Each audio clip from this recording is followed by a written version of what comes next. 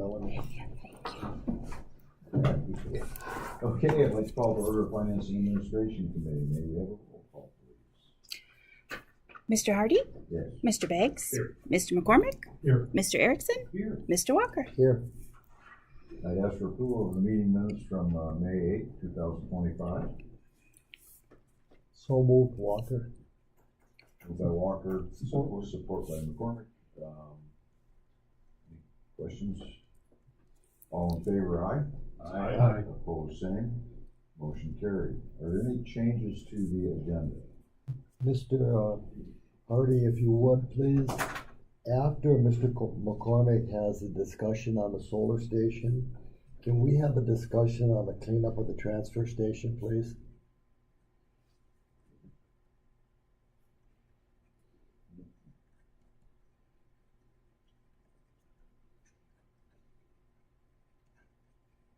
All right. And that would be Mr. McCormick also.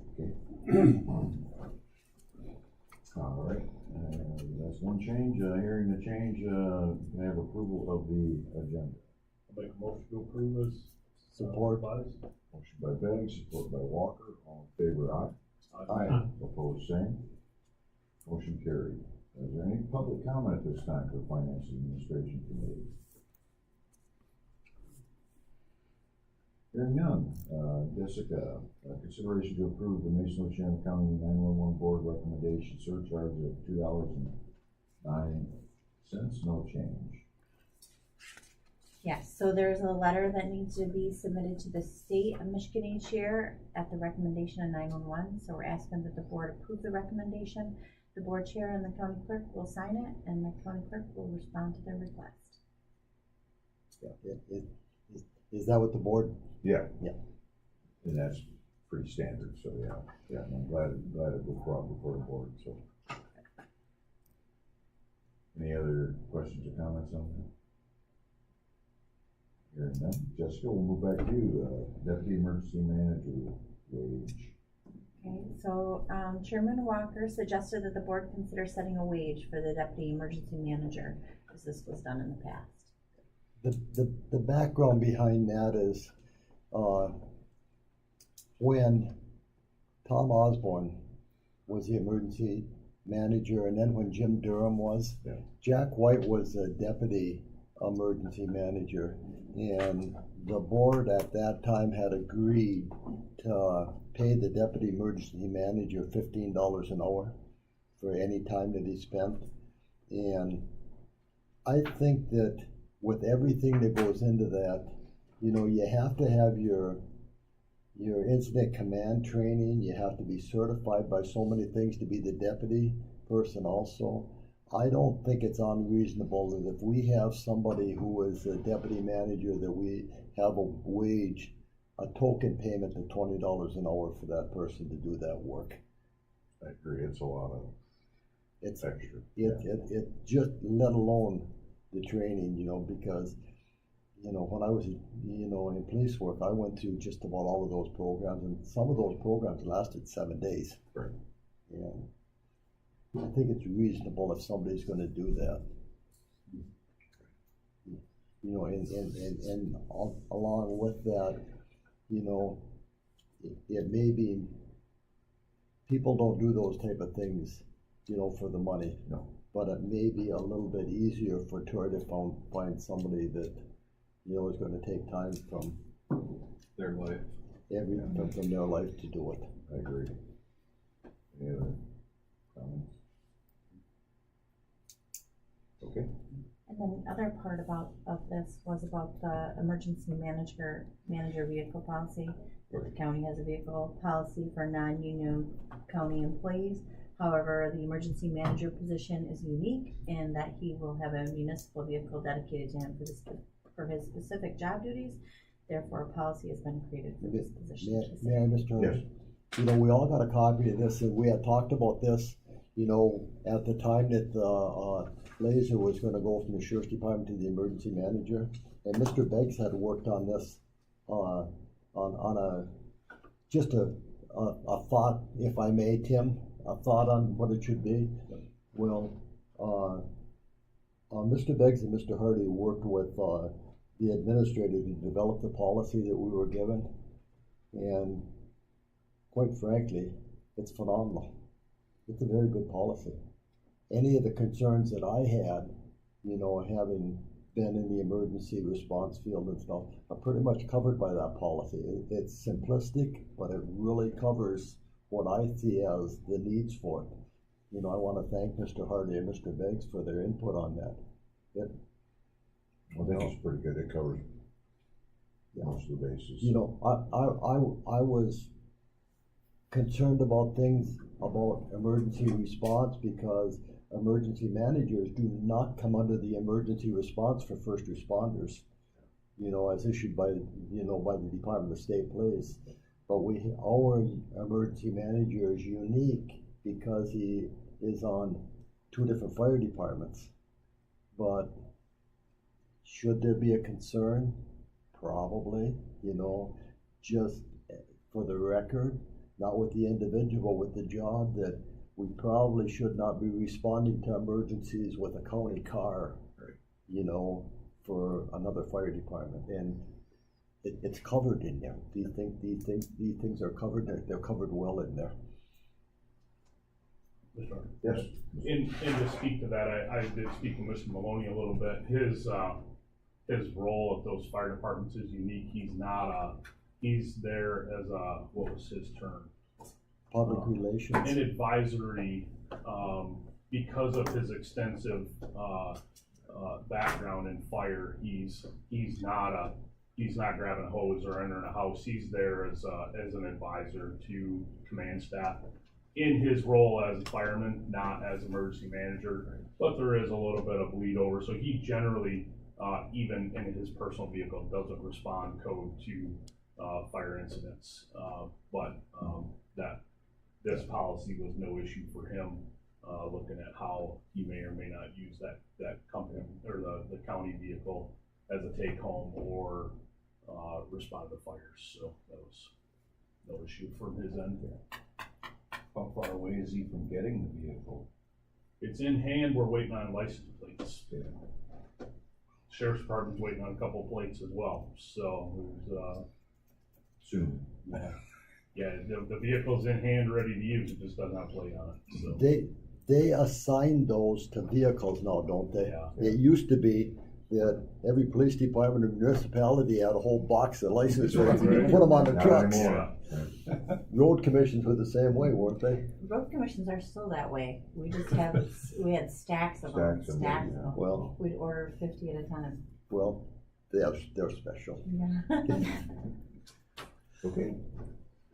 Moving on, Mr. McCormick, discussion regarding the solar project inspection.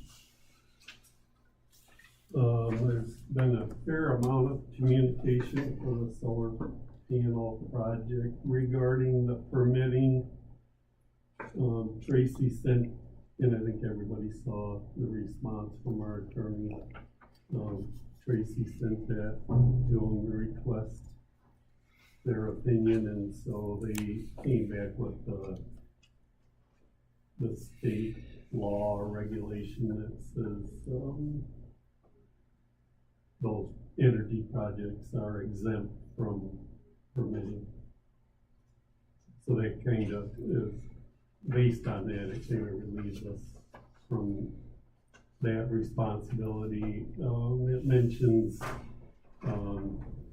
if the municipality doesn't have an ordinance, which we don't have one, and Hart Township doesn't have one, so, that puts the inspections over to the state, and so I think that's still, we don't have that nailed down. We don't know about the inspections. I talked to the owner a couple of times, Colin, which, Mr. Hardy, you sent it, forwarded that email and told him to communicate with me, Yeah. so, and he's a real good guy to talk to, and I think he's trying to do everything, he just wants to make sure that he's doing everything right. Barton Mallow is the general contractor. And so I asked Colin, the owner, if they would make provision for the county or the township, you know, the people that are involved, to have access to their inspection records. So they use a software program, you know, that takes photographs and their notes, and it keeps it all organized in a file. And he said he had that discussion with Bartonella, and that wasn't gonna be a problem. They would make that available. So my thought was if we get down the road a couple of months now, we don't have inspections and we need to have them, you know, we could use theirs for backup in that inspection area.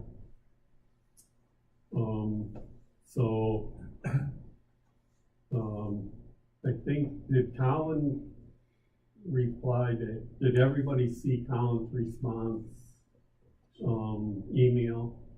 I think it was yesterday. You got it, didn't you?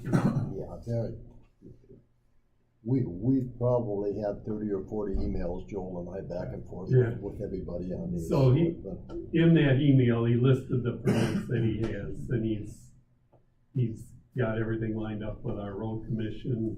One permit he said he's waiting for is just a permit to bore under the road, and it's applied for, it's just a matter of getting it completed. But he had listed all of the permits and, you know, different agencies that have acknowledged the project. So, you know, everything looks like it's really organized and ready to go. But, so he asked if, we would give him a response to that email and say, we understand, you know, you're gonna proceed with the work, and, there's no permits required. And so I sent him an email back and said, you know, what he sent to us looked good, but we need to have the whole board, talk about it and agree that we want him to just move forward with the project. So I told him that our administrator would respond to the email after our board discussion. Craig, Yes. I think I talked to Joel more in the last 2 weeks than I talked to my wife, which isn't unusual, but there's been just a lot of, between this and the transfer station. This legislation that was passed in November of 2024 Right. was not passed with the blessings of the Michigan Township Association or Michigan Association of Counties. Neither one of them wanted this legislation to go in. They wanted to retain, you know, some control over these. And obviously, from the attorneys, we do not have any control over it whatsoever. It's out of our hands. Right. So I think when Joel asked about if this comes back to us, because there has been legislation introduced to reverse this and bring it back so the locals have input on it, if it does come back from us, Joel has an avenue that we can go back to, you know, and look at. Colin seemed to be a very, very reasonable person and very accommodating person. Joel, Yeah, he is, yeah. but I think that based on what our attorney has said, that we really have no standing in this whatsoever. So our inspectors are not gonna be doing any work out there at all. And I don't think there's anything we can do about that. Well, that's what they said, it falls under the Michigan Public Service Commission. The one thing I was noted on, down in the legal opinion is we think it would be advantageous to reset those permitting fees on projects not exempt to the new state rate of $1, and ours is, I guess, $14 right now. So we may wanna. That's I don't know something to what- consider, you know, if it's 4 panels going in at somebody's house. What is the threshold between a power generation and I mean, if it's going on private property, then I would think that even $14 a panel is a pretty reasonable. Yeah. I mean, like you say, 20 panels, Right. 25 panels max. And maybe we do a sliding scale, Right. you know, if it's, you know, That's a thought. um, I don't know of any. one thing that Colin mentioned, which was I think a good way to look at it is, it's like Consumers Power coming through and doing another transmission line, and they put up, they run underground and they run poles, and we don't permit that. We don't inspect it. It's a major utility item, and so the power generation is, that's another way to look at it. Good. The only thing with those, and it's been going on in Rothbury right now, is they wanna expand the right of way for the primary lines going through, and they have to go to the homeowners and get permission to expand the right of way. And that's turned into a monster. Everybody knows where the baseball field is in Rothbury that the village owns, behind the post office. Consumers Power want to expand all the way through there, including where I am, and all the way through Rothbury with another 20 feet. If Consumers Power gets that other 20 feet, the village of Rothbury loses a $150,000 grant from the DNR to work on the baseball fields and stuff. So you're gonna have a unit of government objecting to it. But it's timing, but that's the only thing locally is if individual property owners will on right of ways, will continue to have something about it. Do we have to, do anything? Well, it's, I guess you know, maybe that's up to the chairman, I- but how do we communicate it? During the general meeting under Commissioner's comment, I will refer back to the discussion we had on the legal opinion that we have no standing to be involved in the inspection of any solar fields, and we can word it how it needs to be, and we'll have the clerk put it in the records, that with concurrence from the board. Yes, I would feel more comfortable if we make it a motion and just cite the law, cite our lawyer's opinion, cite the law. Because what I'm afraid of, what I'm concerned about, I'm not afraid much, but what I'm concerned about is the general public's perception of this. If we're able to quote the state law that pretty much makes it so they don't have to ask our permission, I'd like it clear that we're not doing favors here. We're not able to enforce any action. I think our number will be 2025-67, and we will have Jessica make sure that that's a proper number for it. I have no problem with doing that at all. We'll make an amendment to the agenda, to resolution on the legal opinion on solar panels. Yeah, we're gonna concur and follow the legal opinion on solar panels, that we have no standing to be involved in it. You want me to work on some wording of that? it should be highlighted on that. Joel, Yeah, that's Joel, good. No, Joel, if you- do you have any objection to Tim doing that resolution? No, I think that's a good idea. Is that something then that we could forward to Colin then once that's put together? Well, we can forward the unapproved one to him. It'll be approved at our next meeting, but we can afford the unapproved one to him. We'll just have it stated as unapproved, not approved, and we'll do it at the next meeting. When we approve the minutes, it'll be approved. Did you find it on there? Yeah. Craig, Paul had a question for you. Yes, I'm sorry. No question, comment. I went to Weir, 2 weeks ago Monday, and, this is what started a lot of conversation aside from Hart Township, and, Hart Township right now, they're out there, they're pouring footings right now for large towers, of which they're going on whether we want them to or not. But in Weir, the major concern is with Todd Minor Farms and the land sale.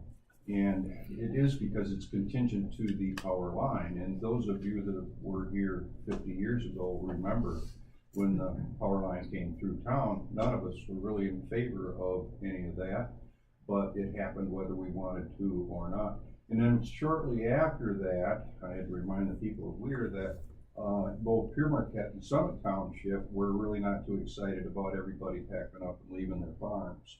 If you guys remember, the Terex is going by all day long and the project going on for years. A lot of people were displaced up there. It's coming whether we want it or not. It's state, it's not really local.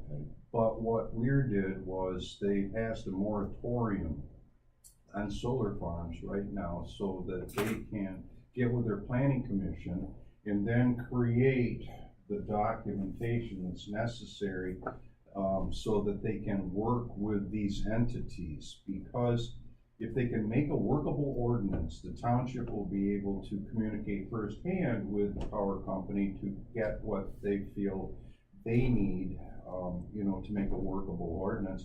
But at any given time, the power company can step back and go to the state and leave the township hanging high and dry. So it's coming whether we want to or not. We're not gonna change this. But what we do need, and I talked to Golden Township this morning and their planning commission, that they don't have anything in place either. But what is necessary is what has been determined by Hart's attorney is a workable ordinance that needs to be in place so that hopefully the townships will be able to negotiate and take care of everything within the township and will not lose control by the power company going back to the state and leaving us high and dry. But this is going to be a hotter topic as this thing goes on. And in light of that hailstorm out east where all of the panels were destroyed and the toxins are in the ground now, I saw a lot of public sentiment at the Weir meeting, but I remember when the power line came through and none of us had any choice whether or not we had to give that land up through our property for the Fisherman's power line. 30 years ago, Marquette, Riverton, and Summit had just as big or bigger over the new gas line going through too. And also the wind farm. And Yeah. see, we have neither a solar nor a wind. Yeah, the gas line was a big issue up there. But So anytime we deal with the Public Service Commission and we deal with the permitting for large utilities, we're at the mercy. But for this project, I think we have legal advice that we need to follow on this, and I'm sure Tim will be able to word it where it'd be acceptable to all of us. Well, and Mr. McCormick and I did meet with the building department. I don't know if everybody's aware of that, but we did. And, we talked about the $1 a panel versus the $14 a panel. They already had their gun sights on doing the inspections and everything, but when you look at the fees and everything, honestly, I feel more comfortable that these inspections are done within house by people that have done these inspections in other fields and relieves us of any of those compliances that may be necessary.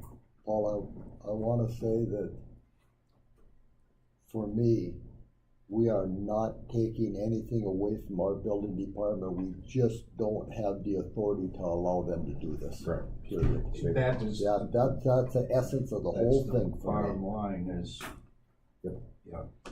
If you'd have been at the Weir meeting, the attorney that Hart has is going to represent Weir and any other entities along the transmission line from Ludington South. There's always the possibility of more fields coming online. So it's in our future. Thank you. I think we've got a good direction on this one. Jessica, administrative review of selected claims for payment? Okay, well, you have the claims for payment provided to you. Is there any questions for you guys? What was that on? The claims for Claims payment? for payments. No, we gotta do the transfer station thing. Oh, did I miss? Transfer station and. We added that. Oh, I'm sorry. Just skipped you. Back up. Joel. It's usually me who forgets, Yeah. you Well, I wrote it on there and I just went right just past made it. me feel better, Craig, thank you.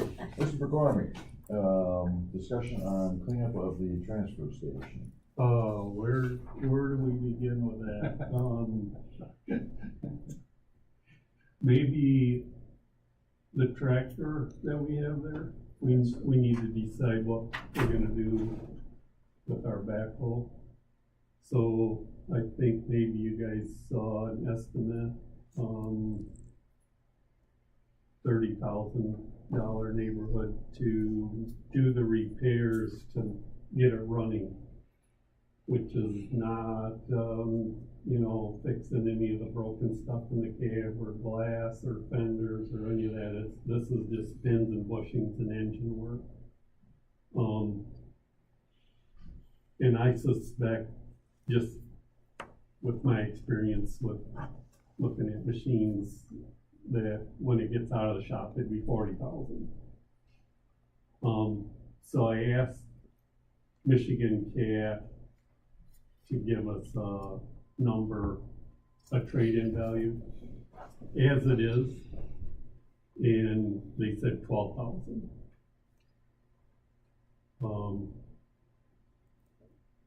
So it, to me, it doesn't, I don't see how we get out of that. Doing that repair, the machine's not gonna be worth anything. Right now, where we're at with a machine is Classic provided us with a telehandler, and there's been no charge, and that obviously can't go on forever. But if we change a direction out there, maybe we get out of a situation where we don't need a machine anyways. The rental, we could rent, you know, Brian's complaint is that we're not compacting the dumpsters as far as we could with a backhoe to pound on them. And I think everybody saw last year we spent, I don't know, $8,500 on dumpster repairs because they're getting beat up with the hoe. Then we get overcharged, we get charged an additional fee because the dumpsters are overweight. And so if you look at, even if we do pound on the dumpsters like we have in the past, we gain maybe 20% more capacity. So, you know, we have 6 tubs out there, so maybe we gain 1 extra tub. And with the amount of trash that's flowing in there, 1 extra tub doesn't get us by. We're still full before the time is up. By noon, 12:30, 1 o'clock, we're full and the gate's closed. So last week we went to having American Classic switch out a couple of tubs late morning. So we got 2 extra tubs. And still, last Saturday at 12:30, we were full. Even with the switch out. So it's just the amount of volume coming in there, and I just gotta believe it's all related to the price. Well, also, you know, I spoke with Golden, I spoke with Elbridge, you know, they're handing out the passes at those townships where the collection had been done. Like Golden, I believe, had 8 dumpsters in the yard a year ago. And then they eliminated Trash Day downtown Mears, so everybody got a pass to go out to the transfer station. So, you know, potentially on a Saturday, they could have been looking at another 6 or 8 full pulls. Well, those were for specific days. Yes, They yeah. weren't just a free pass. But the problem is that when other townships schedule on the same day, we're getting full. Well, not, In the past, they used to do those on the day the transfer station was closed for the specific townships. They did not do them when the transfer station was open. I don't know when that changed. yeah, well, let me ask, what gives the township the authority to hand out free passes? They They paid for it. paid They, for it. what do they pay for a pass, so? I don't know what that dollar amount is, it's nominal. There is a fee, Is it? We end up billing them for it. Brian will give me a dollar amount based on what they all collected on that particular day, and then I bill them for it. It's Okay, usually, you know, 3, 4, 5 grand, usually. okay. But you don't know till it's over. I didn't know if there was anybody that was regulating what was being dumped and the charge for that, so yeah, there is, okay. Well, and there was no coordination on the days. You know, you throw a party for 10 and 40 people show up, you got a problem. We've got, Joel is right, we do need to have a discussion, you know, some options on the price of a piece of equipment.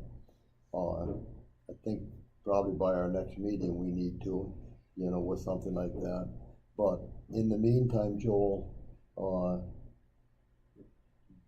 and I, when we were out there, we were looking at the oil, and we were looking at the, where, as you pull in the gate, on the left-hand side is where the container is. The container is probably filled because there's also oil sitting outside the container. On the west side, behind the scale, there's a semi-trailer that's got oil inside of it. And all of that stuff needs to go. So, Joel and I have both had the discussion with Tracy, and Tracy got a hold of Brian, and Brian said, well, the waste hauler's not taking oil anymore. Safety Clean, was it, Joel? And the administrator's office called Safety Clean, and he said, I'll be there next week to look at it to see what we need to do.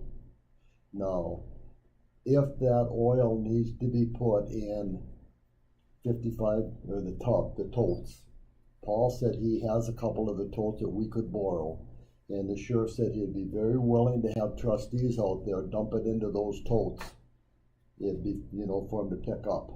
You know, if we've got to do some things ahead of time, you know, we will get a plan before they come to get that all, so we can get rid of it. There's some liquids out there that's hazardous, that considered like antifreeze, that we can't get rid of very easily. It's gonna have to go through a special cleanup people. Tim and Paul would know more about that than I do. But we would like to get rid of the oil that's there now, any of the liquid that they will take, and then we would like to start immediately. We asked the board to pass a resolution to start immediately, that we no longer will accept any liquids at the transfer station whatsoever. And Jana in the administrator's office, I approved her going ahead and having signs made to be posted out there. But we will also put an ad in both of the newspapers that we will not accept any more liquids. This is getting to the point that I don't want the people that do the inspections to pull through the gate and say, what's this? I just think it's to the point in time that it needs to go I away. agree with that, no liquids. And like Robert said, I call Safety Clean too, and I've used them for a long time. Very, very competent group of guys come out of Grand Rapids and take care of this. And if we've got to consolidate with the sheriff's guys and get them into bigger totes, because when they pull in and dip a tank, they want to, you know, they're rolling, but they'll come in with, you know, a 5,000 gallon truck, and they'll suck everything out. And boy, if we can say goodbye to all that, and then if we remove a little dirt, we get rid of a little oily soil in this whole process, I'd be just thrilled. I know how I feel when we have a problem with oil or paint related products, but I know how relieved I am when you get that bill of lading from Safety Clean that they're leaving with that stuff. It's cradle to grave, and we're gonna have this stuff cradle to grave. So, well, and the other thing is, there has been some discussion that at some time we may enter into a partnership for management of the transfer station. Nobody's gonna consider managing that transportation until we have some of these issues taken care of. Right. Yeah, and the last thing that we were talking about was that darn hole, and it's been destroyed. And, you know, if it's only worth 12 grand trade right now, and you gotta add 30 grand, bring it up to snuff, maybe we trade that hole in on a very short-term rental or lease agreement, so that there's a piece of equipment on the property to get us up to the point where Classic takes over. Can I add, Joel, what if we don't have one? We gotta. We have to have one to, you know, dump stuff in the dumpsters and there's a But, piece of but, gutter. but we get charged by the weight, or we get charged by a Well, it's combination of the dumpster the fee guy and the weight? can't put his tarp over unless we get the load crunched down to where he can tarp it, you know what I mean? Understand, but if we stop it when it reaches the top, I guess what I'm looking for economically, they charge us by the weight of the dumpster? Is there a dumpster fee, We pay the truck fee, which is a flat and then fee? the tip fee is based on the weight. The- Okay, and the tip fee, And what we wanna be, where we wanna be is, you know, a 6-ton tub. You know, when we send them a 9-ton tub, we pay a premium for it, you know? well, and that's what I wondered, if there's economically, if, once they fill it, I don't care if it's full of Yeah, whatever, when it reaches the top, it stops. yeah. So which is the least If we don't expensive? do anything, you're gonna be, you know, a 3 or 4 ton tub, and then now you're light for your truck fee, Okay. you know? The other thing that I have a concern about, if we lease a backhoe and send it out there, Yeah. what's it gonna look like Yeah. when it gets returned? And how much is it gonna cost us when it gets returned, if we do a lease on it? So right now, like I said, we have a machine there that American Classic provided. He said, no charge, no problem. That's not gonna go on forever. But maybe if we decide on an agreement with them, maybe we're good, then we don't need to I worry think about it. that's the direction. Well, the other thing that we need to do is that we will bring this back to the board later, that American Classic at some time, if they get real serious and we get working on negotiating an agreement, they want somebody on the site to see how that works for a while. And we may need to cover their costs for that person on the site for a while. But that's part of doing business if we're gonna get I into, think it's a direction to go though, I mean, I really do. you know, like even, You know, it's along the lines of, we approved, remember with the dog catcher, we approved a person coming on and treasurer's training for a office. month or 6 weeks, or, so that's, you know, similar idea. Definitely direction to go. but for me, right now, I think we tell Caterpillar, do not repair that piece of equipment. I agree. Tim, Stick with Tim, does that American make Classic. sense to you, being in that equipment? Yeah, So, go ahead. yeah, I think we need to have a piece of equipment, but I'm not sure That's not the piece of, Well, and interestingly enough, when this all started, I got a hold of Timmer and asked if there was a spare backhoe around we might be able to borrow in the interim, and they had just gotten rid of one. I did talk with Detective Hanson, and he did find a couple things, and I don't know if he got a hold of Mark, not Tracy, I think is, but it wasn't a backhoe, it was actually a front end loader. We found a couple of them. that, not gonna be able to compact with that, are you, Joe? If it was a big enough loader, that would work. It's a big okay. loader. And I think it was in, I hate that. Well, we need, put the feelers out to see what type of used equipment there is around. Question, Yeah. do you know what was the quote to get the engine running? They had the items broke down, I don't remember the numbers, I just looked at the bottom, but that was engine work, and then the pins and bushings with the bottom of the, Which I wonder if, you know, the machine's not worth doing pins and bushings, but if it were $3 to $5 grand to get the engine running and put it back into service while we make decisions, maybe that's worth it, but it's. well, the hole is not usable. Right, The it's not pins are- usable. No, it was the The pins pins and are- bushings that started. They're it. broke. Yeah, it's Oh. not the motor, they've been running around with a 3-cylinder, 2-cylinder, but Yeah. it was the pins. Oh, so it's inoperable. It's junk. Oh,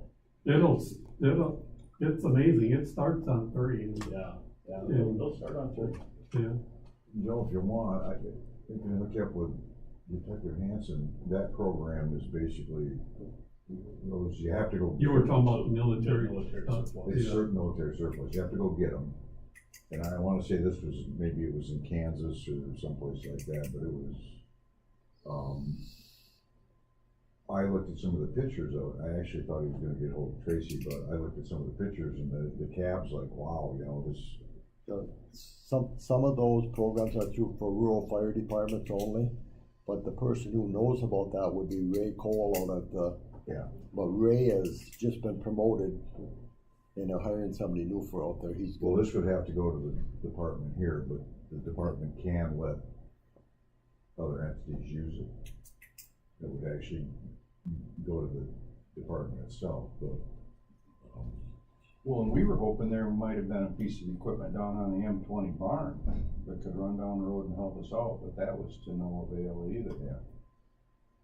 Jessica, I'll look up with Don. My recommendation would be to get it figured out with American and move forward that direction and not even worry about replacing the machine. I agree. I mean, if they're gonna loan us the equipment for this portion of time. Well, and Good.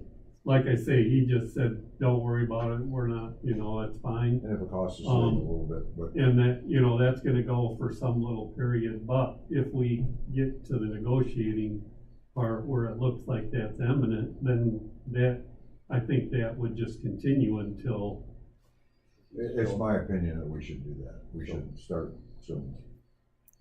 The only thing I was gonna say, Michigan has a bid site kind of similar to what you're talking about with the federal surplus. Mhm. The state of Michigan, MDOT and all them, they will put, equipment like that on another site, it's called MyBid. And it's all just in the state of Michigan, so you don't have to travel very We far. could look. Go look at that too, yeah. Yeah, and I think the sheriff's department has, a number or a card that they can get into that. Oh. They used to have one. Mr. Hardy, I think we've got a direction to go with this. We're gonna go ahead with the oil cleanups. Yep. And then, I think we need to suspend all liquids, coming into the, transfer station effective immediately. one other item I think that we should put on that list, and it's up to you guys too, but, I think we should end the collection of electronics. We have a pile dumped on the ground out there, it's probably 10-yard pile of TVs and computers and that type of stuff. And we already pay the Soil Conservation District for one day for that hazardous household cleanup, and they take electronics. So I think that's not unreasonable for somebody to say, well, I can't take my TV in for 6 months until, that cleanup day. Why don't, But that piling up on the ground out there and it's. why don't we post that at the same time as Yeah. liquids? I agree, No liquids and no electronics, and do the ads on the same thing. I agree. The other big item we have out there is people are bringing in mattresses like they're going out of style. And the reason I believe the reason that is we're charging them $20 and everybody else is $35. And we're paying Muskegon County landfill $20 for every mattress we take there. And that's after we pay the trucking and Classic, charges us for the dumpster fee and the trucking fee.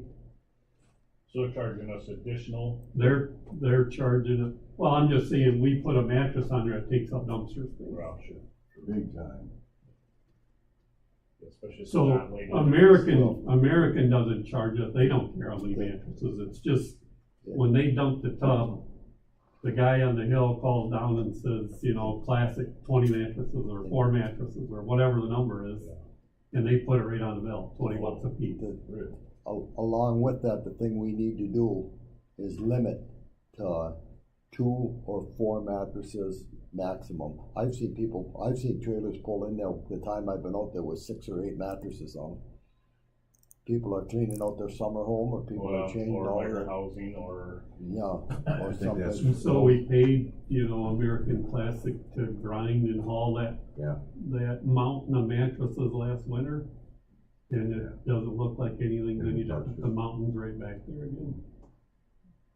No, two things, maybe they add a limit, two, The limit and increase the price. and increase the price. And no I would others. say that should be effective immediately, along with the oil and the electronics. And the electronics are hazardous Right. waste, so More money. the sooner we get rid of that. They the are, better. I think you can take them to recycle Padnos or you get a couple Beacon, bucks. and they'll pay a couple bucks for them, and that's where that's what's happening with them now. There's valuable metal.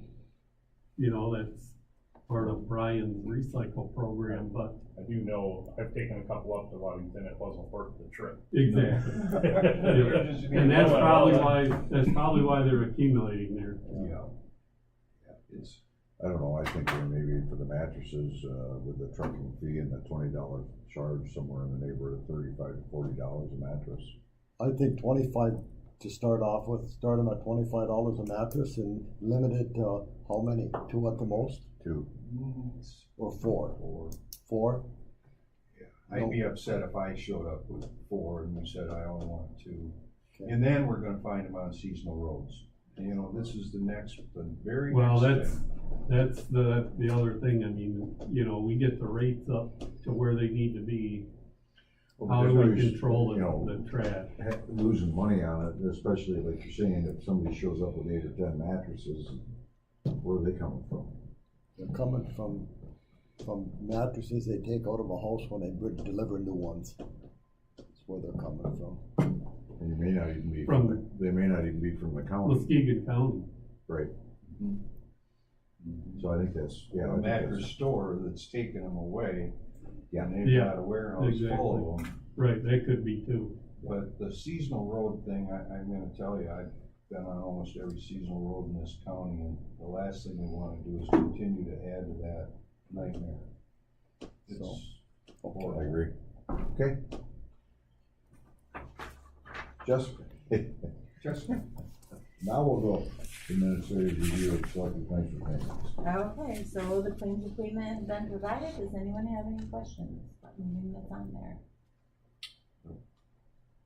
And an administrative report, you got a copy of that? Tracy did not provide an administrator's report, as most of the time has been spent working through the solar project information, transfer station project, and administrative processes that needed to be complete. There was a leak in the basement during the storm on Thursday. This was the first time since the courtyard and the piping were done. We were contacting the vendors that did the work there. From reviewing where the water came in, it doesn't seem to be coming from the courtyard area. The company that did the seal on the pipes is being contacted to discuss solutions. I talked with Dave, our maintenance supervisor, yesterday, and he feels that there was a lot of debris on the roof from like the trees in the fall, pine needles, leaves and stuff like that, that were kind of getting in the way of the drain. So maybe it was pushing back a little bit from the drain and coming in from a different location. So he got that all cleaned off and said he'll keep an eye on making sure the roof stays clean. And Now let's make sure that, people that line the scupper drains and stuff, that we have a contact and the time and date that we contacted them that there was water, because that warranty is only gonna go so long. And the next hard rain, if it comes in again, you know, we want them to be aware. So this last couple of days of rain, we had that issue. it was just Thursday that we came in and there was water in the basement, kind of down by district court. A week ago. In the same area. That was heavy, new carpet, big, heavy. but pine needles, that explains it all, doesn't Sure. it? Yeah. That's true. Any department head reports? Note if I could make a comment about some of the things you talked about. So, being a board member of the Conservation District, we do have the hazardous waste, household waste program in third week of August. And we do have oil, and the oil comes in, and several farmers take the oil and they burn it. They have oil-fired furnaces in their barns and so on. So that would be a possibility if you can find somebody that would be using that. I know Meyer Chevrolet burns all the oil they have. The other thing is, as Jessica pointed out, that the road commission does have access, and Mark Timmer, I've sat in many meetings along with Mr. Biggs, that they find used equipment all over the place, and they go out and pick it up in central Illinois or Indiana or wherever the case, so that would be a good opportunity. I think Mark Timmer looks at that stuff regularly. We might talk to Mark and see what he can find for you, that they're buying that equipment regularly, and they trade it around and move it around. And he saved the road commission quite a bit from buying new, just by buying an old box of some type or whatever, a spreader. So that's just a suggestion. Yeah. One thing you might consider, if you do ban oil and electronics coming out of the transfer station, that you increase the amount of money that's given to the conservation district for the household hazardous waste. The last 2 years, we've actually had to put money into it. We have more equipment and more materials coming in than we can pay. And they do we have a company in Grand Rapids we work with. They come in and they take all of the electronics, they sort through it, they pull the gold out of it, the silver out of it, they rip it apart. And that's kind of a lost leader if we don't make any money on it. They do, but they have their crew there. And we take antifreeze, we take paint, not water-based, but oil-based paint. So a lot of the hazardous stuff that you would find out in the public, trying to keep it out of the road and the property I own on the backside. I take once a year, I go back with my pickup and I fill up stuff that gets dumped on the back of our road. Road commission won't close the road. It's a dump, it's ridiculous. Gary, we have a serious problem out there. Yeah. We have to get it dealt with, and we only have so much money that we can donate to other units and stuff. I get it, but the homeowner who has that oil is gonna, and I change all of the oil in my own vehicles, and I find a place to get rid of it. Right. You know, it just, we can't delay. This needs to be done. But the conservation district does not charge anything. If you come in and you. We pay donate $6,000 already to them, Gary. That's Okay. that's the smallest amount of any of the counties that do. So I'm just saying. Might we be able to get that phone number out of Grand Rapids though, Sure. and maybe they would take all of it off our hands, all those electronics? Write down 861-5600. Talk to Linda. Mhm. Linda coordinates all of that, and she can find a home for the oil probably too.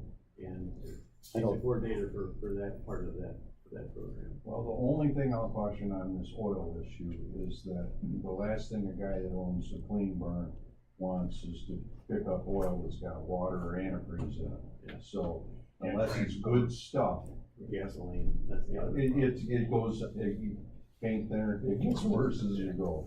But yeah, So I would recommend letting Safety Clean give us that bill of lading rather than get into the public or the private side. We've got a counselor where it went. Yep. And there's, EPA wants a paper trail on that. Yeah. So when they come into the driveway, first thing we ask them, do you have waste oil? Waste oil goes over here. If you have antifreeze and everything else, you go into the building, it gets dumped in different bins over there. It works beautiful. But that's very specific, and you don't have that ability. Can't have that ability out at the transfer station. I go out there